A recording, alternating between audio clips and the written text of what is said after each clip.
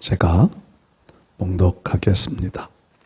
하나님은 이르시되 어리석은 자여 오늘 밤에 내 영혼을 도로 찾으리니 그러면 내 준비한 것이 누구의 것이 되겠느냐 하셨으니 자기를 위하여 재물을 쌓아두고 하나님께 대하여 부여하지 못한 자가 이와 같으니라. 아멘. 아멘. 지난주 또 이번 주 초반에 계속 뉴스에서 다루어지고 있는 내용 중에 하나가 세계적인 거부인 빌 게이츠의 이혼에 대한 내용들이 많은 기사들을 다루었습니다. 빌 게이츠가 워낙 거부라 평범한 이혼인 것 같은데 그 이혼을 세기의 이혼이라고 다루면서 많은 매스컴들이 기사를 쏟아냈습니다. 그 많은 재산을 어떻게 분할하느냐, 부인에게 얼마를 나누어 주느냐, 세계 1, 2, 3위를 지금 다투고 있는 부자니까 이혼할 때에 그 금액도 어마어마할 거다. 이런 내용들의 기사들이 계속 쏟아져 나왔습니다. 그런데 저는 그런 기사들보다 더 마음 아팠던 기사들이 있었습니다. 아내와 결혼 생활을 하면서도 여전히 내연녀와 함께 있었다. 이런 기사 여러분들도 아마 보셨으리라 생각합니다. 딸들이 그 부인과의 자녀들 속에서 딸들이 있는데 그 딸들이 가지고 있는 사진 속에는요 아버지의 사진이 없다. 이런 기사도 들었습니다. 그 가정이 얼마나 지금 위험스럽게 유지되어져 왔는지를 볼 수 있는 기사들입니다. 세계적인 부자라 그 정도는 우리가 이해할 수 있겠다 이렇게 보실 수 있는 분들도 있을 겁니다. 아마 기사에도 그런 내용들을 기자가 다루더라고요. 빌 게이츠의 이혼에 대하여서 어떤 사람들은 잘못됐다라고 말하는 사람들도 있고 어떤 사람들은 차라리 이혼이 낫다 이렇게 평가하는 분들도 있다고 하는 기사도 라디오에서 들어보았습니다. 여러분, 세계적인 부자면 뭐하고요? 세계적인 많은 사람들부터 존경받는 기업가로 그 이름 명성을 날렸으면 뭐하나요? 지금은 많은 사람들의 지탄의 대상이 되어지고 있습니다. 윤리적으로 우리나라 문화나 미국 사회의 문화나 다를 바가 없는 것은 가정은 소중해야 한다는 겁니다. 가정은 소중해야 되는, 가족들은 소중해야 된다는 거지요. 근데 이분은 자기 가정을 소중하게 여기지를 못한 분으로 지금 이렇게 낙인되어져 가고 있습니다. 거기에 또 하나의 뉴스거리가 떴습니다. 미국의 직전 대통령에 관한 뉴스거리였습니다. 가족에 대한 뉴스거리. 딸이 퍼스트 레이디 역할들을 좀 많이 하곤 그랬었잖아요. 근데 지금 그 딸이 특별 경호원, 이제 은퇴하고 난 이후, 퇴임하고 난 이후에 가족들을 보호하는 경호원들이 붙어 있는데 경호원과 부적절한 관계로 지금 매스컴에 오르고 있다고 하는 그런 기사도 인터넷상에 떠 있는 것 보셨을 겁니다. 참 이런 일들을 보면서 명예가 있었으면 뭐하고 대통령을 지냈으면 뭐하나, 사회적으로 이런 일들이 뉴스거리로 세계 뉴스화 되어져 가고 있는 이런 가정이라면 과연 이게 행복하고 과연 이게 소중한 가정일까? 그들의 마음속에는 평안이 있을까? 이런 마음을 가지고 그런 뉴스들을 많이 접해 보았습니다. 우리 인생을 가리켜서 한 번뿐인 인생이라고 말합니다. 세상 살아가는 것을 가리켜서 인생의 경주자라고, 경주지에서 경주하고 있는 것이라고 우리가 그렇게 비유하곤 합니다. 성경도 우리를 향하여서 경주자라고 말씀합니다. 경기자라고 말씀하지요. 경기하는 자가 법대로 경기하지 아니하면 그 경기에서 승리를 했을지라도 승리자로 인정을 받지 못한다는 말씀들을 합니다. 하나님의 백성으로 우리가 이 땅 위에 존재하며 이 땅 위에 살아가는데 이왕이면 이 땅 위에 살다가 잘 살았다. 이왕이면 하나님 앞에 잘 살았다고 인정받을 수 있는 우리 삶이 됐으면 좋겠습니다. 비록 부자가 되어지지는 못하고요, 비록 그들처럼 훌륭한 명성을 얻어 세계적인 이름을 떨치는 그런 삶은 살지는 못했을지라도 하나님 앞에 서 있는 우리의 모습들이 하나님 보시기에는 정말 잘 살았다, 지탄의 대상, 비판의 대상이 되어지기보다는 나를 알아주는 사람이 없고 인정해주는 사람이 없어도 하나님 앞에서는 그 이름이 불려지고 인정받을 수 있는 것, 이것이 우리에게는 더 귀한 일들이 아닐까 생각해 봅니다. 그래서 제가 그런 기사들을 쭉 이렇게 접하다가 우리의 인생에서 정말 귀하게 여겨야 될 것들이 무엇일까? 정말 귀한 것. 내 삶 속에서 살아가면서 나름대로 나는 더 귀중한 것, 좀 덜 귀중한 것들을 우리는 이렇게 구분하며 살아갑니다. 가치의 선택이라고 말하지요. 더 소중하게 여기는 것이 있고 좀 덜 소중하게 여기는 것들이 있습니다. 여러분들에게 묻는다면요, 여러분들 앞에 돈 따발이 놓여져 있고 가족의 위험성이 놓여져 있다면 어느 것을 먼저 선택을 하여 어느 일에 먼저 집중을 하실 건가요? 더 귀한 것을 마음속에 우리는 선택하게끔 되어져 있습니다. 더 귀한 것. 오늘 성경의 본문의 내용들은 이런 내용들이지요. 우리가 잘 아는 비유, 일명 어리석은 자의 비유라고 하는 말씀입니다. 예수님께서 많은 무리들과 함께 하나님의 말씀을 가르치고 나눌 때에 어떤 한 청년이 다가와서 예수님에게 이렇게 요청합니다. 형을 좀 이렇게 말씀을 해주셔서 나와 재산을 좀 나눌 수 있게 해주십시오. 아마 이 당시의 문화가 그런 문화가 있었다고 그래요. 유산, 우리나라도 유산 문제 때문에 참 골치 아픈 사건들 많이 발생되어지는데, 유산을 물려받을 때 그 유산에 대한 정리가 안 되어져 있으면 동네의 훌륭한 장로들, 어르신들에게 찾아가서 이 집안의 문제들을 좀 해결해 달라고 요청하는 이런 문화들이 중동 지역에는 있었다고 그래요. 예수님께서 이 당시에 젊은 예수님, 사람들이 보기에는 아직 30세 좀 넘은 젊으신 분이잖아요. 근데 워낙 인기가 좀 많고 워낙 많은 사람들이 존경을 하니까, 그리고 예수님이 하시는 말씀들이 워낙 논리적이고 워낙 많은 사람들의 마음속에 감동을 줄 수 있는 말씀들을 잘 하시니까 이 청년이 동네의 어르신 장로들보다 예수님 앞에 나왔던 것 같아요. 그리고 예수님에게 부탁합니다. 내 영을 명하여서 유산을 나와 나누게 해 주십시오. 아마도 형이 유산을 독차지했거나 더 많이 차지했었던 것 같아요. 그러니까 그렇게 추측해 볼 수 있겠지요. 그러니까 동생은 공평하지 못하다, 공평하게 재산을 좀 나눌 수 있게 예수님에게 부탁을 하고 있는 겁니다. 근데 예수님께서는요, 하시는 말씀이, 내가 어떻게 너희 재판장이 되었느냐? 원하지 않는다는 겁니다. 원하지 않고요, 오히려 예수님은 이렇게 말씀합니다. 삼가 모든 탐심을 물리쳐라. 이 청년이 지금 예수님 앞에 나와 부탁하고 있는 근원을 찾아가 보면 형과의 갈등의 문제, 유산의 문제가 있기도 하지만 그 근본적인 내용을 예수님은 들추어내시는데 탐심이라고 하는 겁니다.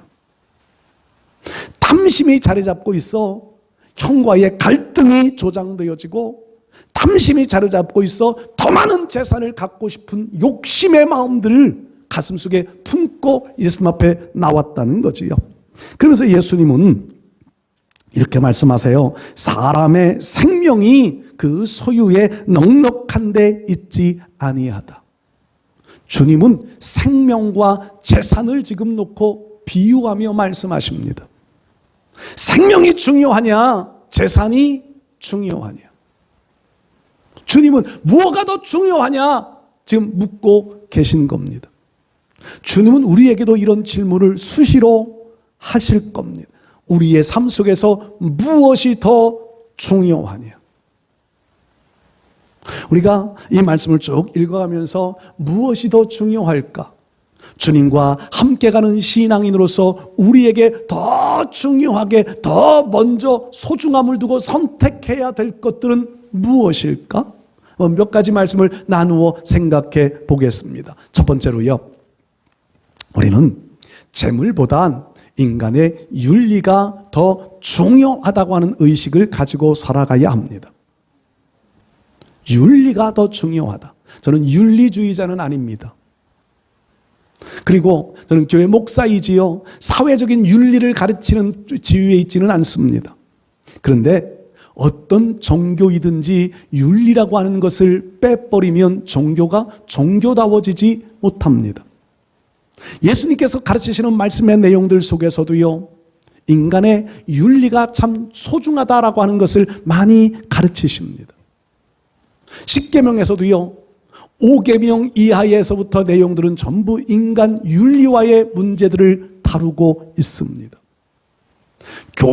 교회를 다니고 예수님 믿어 천국 가는 백성이니까 세상 윤리와는 관계없다, 이런 의식 가지고 살면은요, 우리는 세상 속에 빛을 비출 수 없을 겁니다. 세상에 덕을 끼치며 살 수 없을 겁니다.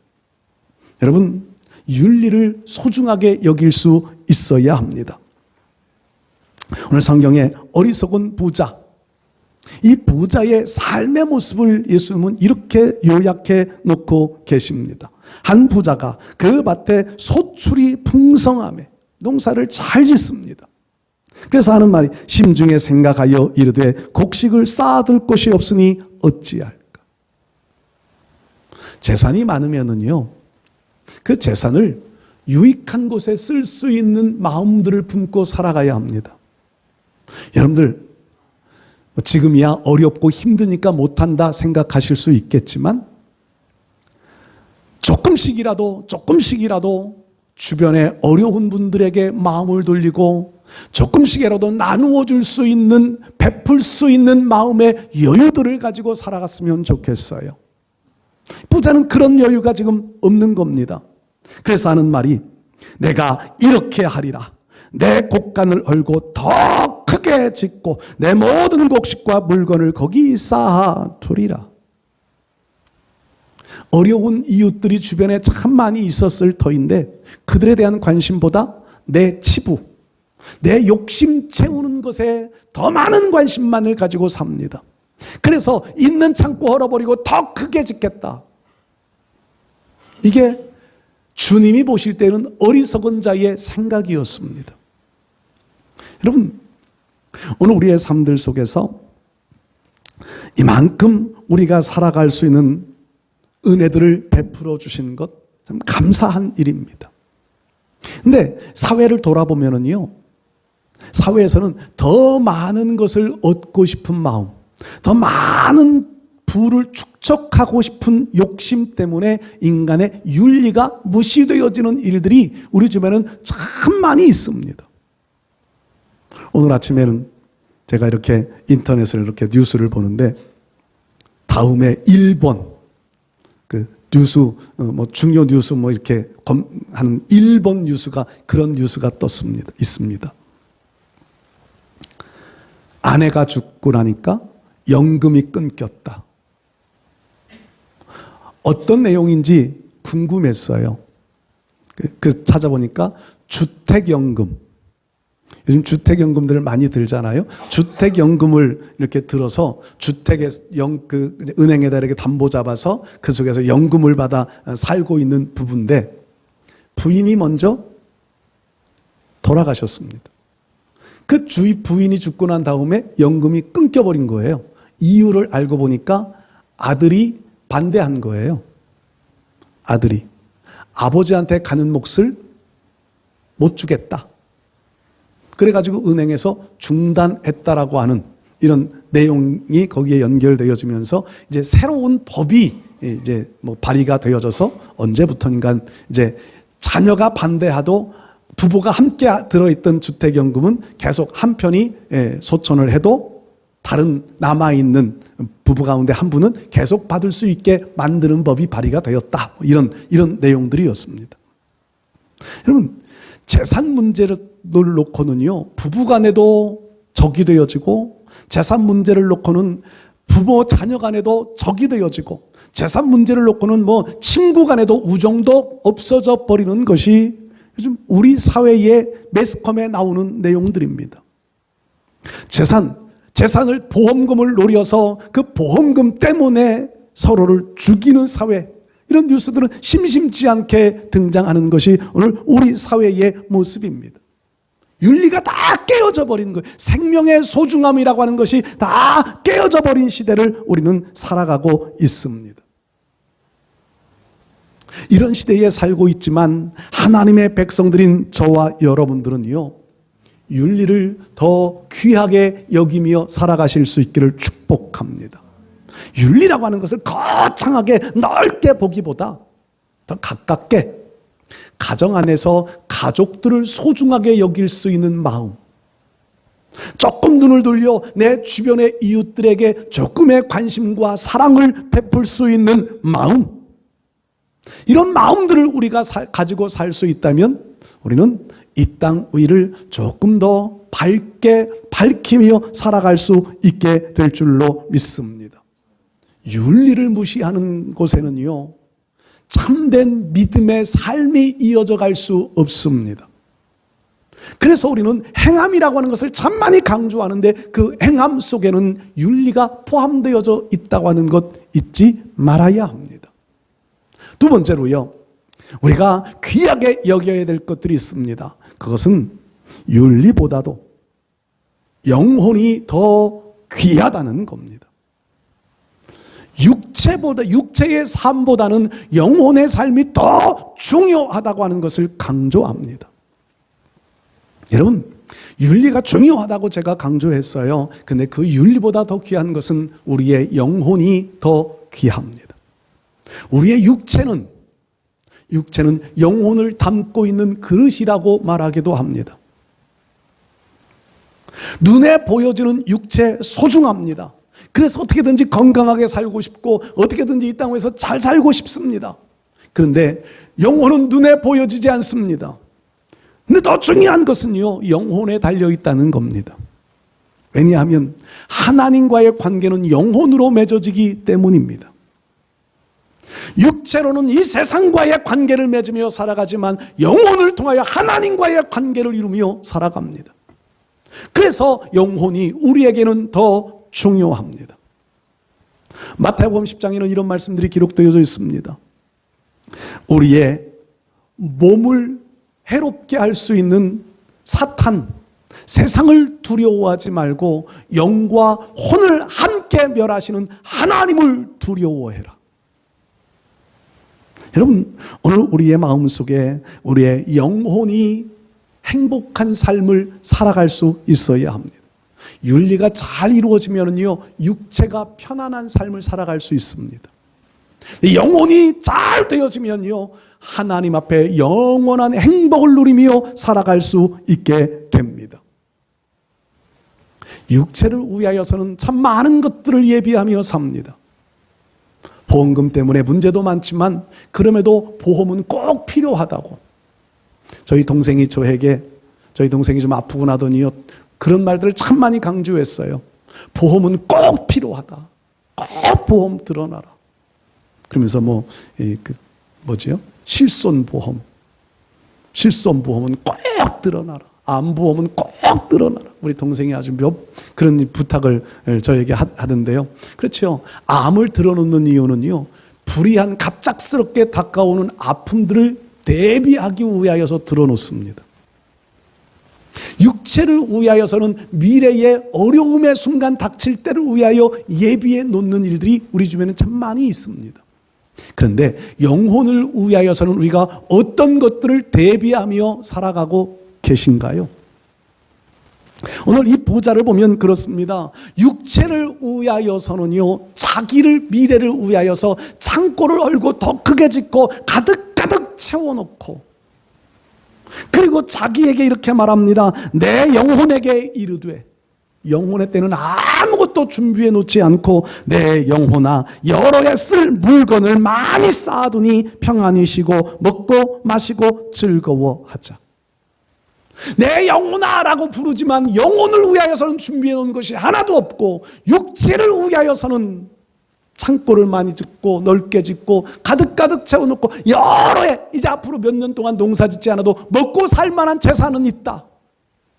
이제 평안히 쉬고 먹고 마시고 좀 즐기자.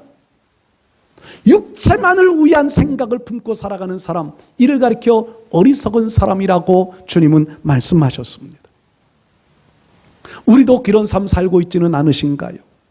육체를 위하여서는 밤과 낮을 가리지 않고 일하고 육체를 위하여서는 무슨 일이든지 거르지 않고 뛰어다니는데 영혼을 위하여서는 과연 얼만큼 하나님 앞에 내 영혼의 평안함을 위하여 내 영혼의 때를 위하여 무엇을 준비하며 살고 계십니까? 우리가 혹시나 이 어리석은 자의 삶을, 어리석은 자의 길을 쫓아가고 있지는 않으신지요? 주님은 우리의 영혼을 더 소중하게 보고 계십니다. 우리 인생을 아까도 말씀드렸지만 한 번뿐인 인생이라고 말합니다. 한 번 가보고 실패한 것을 깨닫게 되면 다시 가면 좋을 수 있을 터인데 한 번뿐인 인생이라고 말합니다.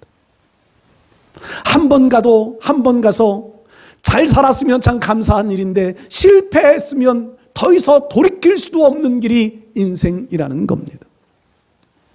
그렇다면 우리는 우리의 앞에 살았던 인생을 먼저 살아왔던 사람들의 교훈을 우리는 돌이켜볼 수 있어야 합니다. 우리 앞에 살았던 우리의 선배들의 삶의 모습이 어떠했는지를 살펴보아야 합니다. 세상에서 아까도 제가 서두에도 말씀드렸던 그 유명하신 분들, 세상을 떵떵거리며 살아왔지만 지금 사람들로부터는 손가락질을 받는 대상자들이 되어진 경우들도 많고요. 부자로 살았지만 그 부가 너무 헛된 꿈을 이루었던 일들을 이룬 것으로 바라볼 수밖에 없는 이들이 너무 많다는 거예요. 그러나 믿음을 지키며 영혼을 소중하게 여기며 영혼의 때를 준비하며 살아갔던 많은 이들은 그 영혼의 평안함을 누리며 지금도 하늘나라에서 기뻐하며 살고 있을 줄로 믿습니다. 우리 사랑하는 성도 여러분들, 시편 말씀을 읽다 보면 어리석은 자는 이르기를, 이런 표현들을 우리가 읽어볼 수 있습니다. 14편이나 53편 내용에 그런 내용들이 있지요. 어리석은 자요. 오늘 성경에 어리석은 자나 이 시편에 나오는 어리석은 자들은 이르기를 이라는 말씀을 연결시켜 보면 이렇습니다. 어리석은 자는 이르기를 하나님이 없다 하도다. 어리석은 자의 공통점들은요, 하나님을 모르고 산다는 겁니다. 하나님을 모르고 살으니까 눈에 보이는 현실일 것이 최고인 것처럼 생각하며 살아가는 거예요. 자꾸 이분 말씀을 해서 안 됐지만 빌 게이츠 그분이요, 영혼을, 하나님과의 관계를 소중하게 여겼다면 그가 어떤 삶을 살았을까 한 번쯤 이런 생각을 해보았습니다. 빌 게이츠는 지금 자기에게 중요한 것은 가족보다 사랑이라고 생각하며 사랑을 선택했을 거예요. 지금의 현실에서 그런 거지요. 그런데 우리에게는 육체보다 영혼이 더 소중하다고 하는 것을 생각하며 영혼을 위한 선택을 할 수 있는 믿음이 있어야 합니다. 나의 영혼이 하나님 앞에 설 때에 나의 영혼은 하나님 앞에 어떻게 평가받을까? 여러분들의 영혼을 잘 돌보며 가꾸며 살아가실 수 있기를 바랍니다. 하나님 앞에 서 있는 우리의 삶이 오늘 한 어리석은 부자 같은 길로 가지 말고 내 영혼을 도로 찾으리니 그러면 내 준비한 것이 누구의 것이 되겠느냐? 우리의 영혼을 반드시 하나님이 찾으실 때가 다가옵니다. 언제일지 모르지요. 갑자기 찾아올 겁니다. 어리석은 부자는요, 자기 육체가 평안하게 쉬고 먹고 마실 것들을 준비하며 다 살았지만 하나님의 나라, 자기 영혼을 위해서 해놓은 것이 없어. 불행한, 그래서 어리석다고 지칭을 받습니다. 여러분, 우리가 이 어리석은 자의 길을 가지 않으려면 우리는 육체보다, 인간의 삶의 육체의 윤리보다 우리의 영혼을 더 소중하게 여기며 살아가는 믿음의 지혜들이 열려야 할 줄로 믿습니다. 세 번째로요, 우리의 삶 속에서는 세상보단 주님을 더 귀하게 여기며 살 수 있어야 합니다. 주님을 더 귀하게. 오늘 마지막 절에 우리가 읽은 내용들 보면 자기를 위하여 재물을 쌓아두고 하나님께 대하여 부요하지 못한 자가 이와 같으니라. 하나님께 대하여 부요하지 못한 자. 물질의 부요함은 가지고 있었지만 하나님께 대한 부요함은 가지지 못했다고 하는 말씀입니다. 육체를 위한 것들은 많이 쌓아놓았지만 주님을 향한 믿음의 관심들은 가지지 못한 결과였습니다. 오늘 우리는 주님을 향한 더 큰 관심들을 가지고 살아가실 수 있기를 바랍니다. 이 부자의 비유의 출발은 탐욕이라고 하는 것에서부터 주님은 출발했습니다. 탐욕을 버려라. 우리의 탐욕, 인간이 가지고 있는 가장 기본적인 욕구 중에 하나가 탐욕이 포함되어져 있습니다. 남들이 가지면 나도 갖고 싶고요. 남들 잘 되면 나도 잘 되고 싶고요. 이것 자체가 죄는 아닙니다. 이건 인간이 가지고 있는 욕구입니다. 자체를 죄로 치부할 수는 없어요. 그런데 문제는 그것이 죄가 되어질 수 있는 것은 하나님을 잊어버린 욕구가 되어지기 때문에 죄가 되는 겁니다. 그래서 탐심은 우상 숭배라고 표현할 수 있는 것이요, 하나님 없는 인간의 욕심이 되어져 버리기 때문입니다. 여러분들, 욕심은 나를 발전시켜 나갈 수 있는 중요한 계기가 되어집니다. 목사의 욕심들은 교회를 부흥시키고 싶은 욕심들이 누구에게나 있습니다. 그런데 그것을 하나님 없이 교회를 부흥시키면 그것이 교회일까요? 기업이지요. 그래서 저는 늘 하나님 앞에 그런 기도해요. 나는 목사인 저는 하나님 앞에 교회 기업을 이루는 기업가가 아니라 하나님의 종으로 살 수 있도록 하나님 은혜 베풀어 주십시오. 저는 기업가가 아니에요. 내 욕심 채우려 하는 기업을 이루고 싶지 않아요. 하나님의 나라를 이루는 하나님의 교회로 세우고 싶어요. 여러분들을요, 제 욕심 채우려 하는 도구들로 쓰고 싶지 않아요. 여러분들 모두 하나님 사랑하는, 하나님을 예배하는 하나님의 백성들로 세우고 싶은 욕심이 저에게는 더 커요. 여러분, 오늘 우리가 세상을 살아가면서 마음속에 찾아오는 욕심들은 누구에게나 있지만 그것들을 믿음으로 절제하고 믿음으로 바꾸어갈 수 있어야 합니다. 하나님의 것들로 바꾸어갈 수 있어야 합니다. 이게 하나님의 주님을 더 귀히 여길 수 있는 믿음의 사람들의 모습이에요. 하나님께 대하여 부요치 못한 사람들은 언제나 인간의 욕심이 먼저가 되어지고요, 욕구가 먼저가 되어지고 세상의 부귀영화가 먼저가 되어질 수밖에 없을 겁니다. 그러나 주님이 먼저가 되어지면, 주님이 더 귀한 분으로 우리의 마음속에 자리잡고 있다면 내 것은 좀 손해볼지라도 아버지의 영광이 나타날 수 있으면 그것을 더 귀히 여길 수 있을 거예요. 나는 좀 피곤하고 힘들어도 하나님의 나라가 이루어질 수 있다면 그것을 우리는 더 큰 보람과 더 큰 기쁨을 가질 수 있게 될 줄로 믿습니다. 성경을 읽다 보면은요, 우리 믿음의 선배들, 선지자들, 시편의 기자든 에레미야든 그런 표현들을 많이 사용했어요. 세상을 돌아보니 믿지 않는 자들이 더 잘 되더라는 겁니다. 믿지 않는 사람들이 더 부자로 살고 더 건강하게 살고, 믿지 않는 사람, 믿음 없는 사람들이 계획하는 것들이 더 형통한 것 같고, 그래서 시편 78편 말씀의 시인은요, 내가 하나님 앞에 미끄러져 넘어질 뻔했습니다. 시험 들었다는 거예요. 하박국 선지자도 그런 고백을 하고요. 그런데 그들의 나중 결말은 이거예요. 내가 하나님 앞에서 깨달았습니다. 저들은 잘 되어지는 것 같지만 잠시 이 땅 위에 잠시뿐이지만 우리는 잘 안 되는 것 같고 손해보는 것 같고 아프게 살아가는 것 같은데 하나님 앞에서 영원히 살 존재라고 하는 것을 깨달았다는 겁니다. 그러면서 시편 78편 마지막 절에는 그렇게 고백해요. 하나님을 가까이 하는 것이 내게 복이라. 하나님을 가까이 하는 것이 내게 복이라. 여러분들, 세상의 것 가까이 하려 하면 하나님으로부터 멀어질 수밖에는 없습니다. 그러나 좀 힘들고 좀 어렵고 손해보는 것 같고 아픔을 당하는 것 같을지라도 주님을 더 가까이 하며 살아가는 것, 그것은 영원한 삶에 우리의 미래를 준비해가는 가장 귀한 일들이기에 주님을 가까이 하는 것이 우리에게는 가장 큰 복인 줄로 믿습니다. 전도서의 말씀에도 그런 내용들을 많이 기록되어져 있잖아요. 헛되고 헛되고 헛되고 헛되다.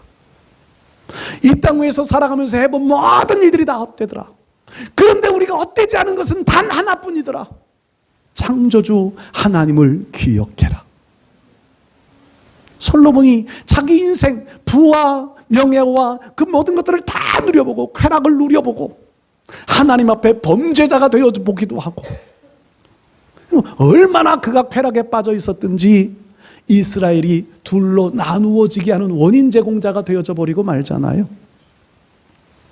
그런 솔로몬이요, 자기 인생 노년의 결말로 깨달은 것들은 그 모든 것들은 헛된 것뿐이더라.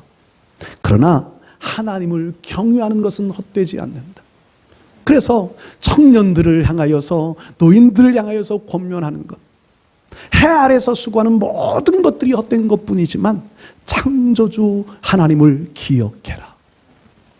하나님을 더 귀하게 여기는 삶이 되어져야 한다고 하는 인생의 결론을 깨달은 거예요. 우리 사랑하는 성도 여러분들, 우리의 삶들 속에서도 우리 예수님이 더 귀한 분이십니다. 우리의 구원자, 우리를 천국으로 인도할 길을 열어주시는 분, 우리로 영생을 누릴 수 있게 하시는 우리 예수님, 우리에게는 가장 귀한 분이십니다. 이 예수님을 모시고 살아가는 저와 여러분들이 이 땅 위에서 복음적인 성경적인 윤리를 소중하게 여기고 나의 영혼을 더 귀히 바라보면서 주님 잘 섬겨 주님 앞에 서는 그날에 내 영혼이 기뻐하며 즐거워하며 영원한 천국에서의 삶을 누리며 살아갈 수 있는 길을 잘 준비하며 살아갈 수 있는 지혜로운 믿음의 성도들 되실 수 있기를 주의 이름으로 축복합니다.